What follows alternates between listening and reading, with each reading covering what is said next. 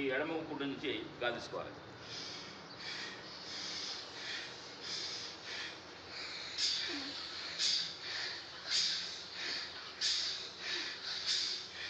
ఇట్లా ఇది చేసేటప్పుడు ఖర్చు దగ్గర పెట్టుకోవాలి, ఎందుకంటే మ్యూకస్ బయటకు వచ్చే అవకాశం ఉంటుంది అని సిగ్గుపడాల్సిన అవసరం లేదు.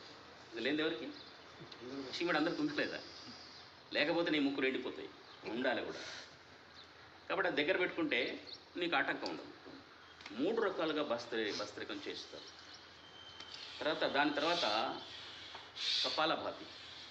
కపాలభాతి మీరు ఇట్లా కూర్చొని చేయాలి, తర్వాత వజ్రాసనం కూడా చేయాలి.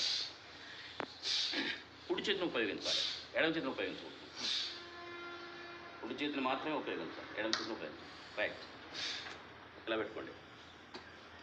ఇది జ్ఞానముద్ర, ఇది చిన్న ముద్ర. జ్ఞానముద్రలో పెట్టి బాసుపళ్ళు పెట్టుకుని కూర్చోండి. పొట్టలో ఉన్న గాలిని వదిలిపెట్టమే, నువ్వు కావాలని గాలి తీసుకో.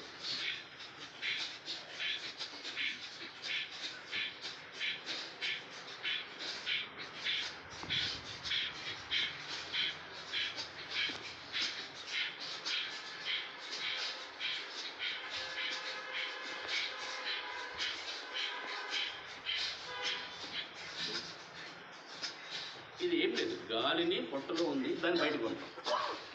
నిశ్వాస ఎక్కువ ఉంటుంది, ఉచ్ఛ్వాస తక్కువ ఉంటుంది. ఒక మాటలో చెప్పాలంటే దీన్ని కపాలభాతి అంటారు. ఏంటి దీని ఉపయోగం? పొట్టలో ఉన్నటువంటి ఆర్గాన్స్, వైటల్ ఆర్గాన్స్ అన్నీ క్లీన్ అవుతాయి. బ్రెయిన్ బాగా యాక్టివేట్ అవుతుంది. నీలో వచ్చేస్తు అంటే ఇక్కడ ఇది చాలా తేజస్సుగా కనిపిస్తుంది.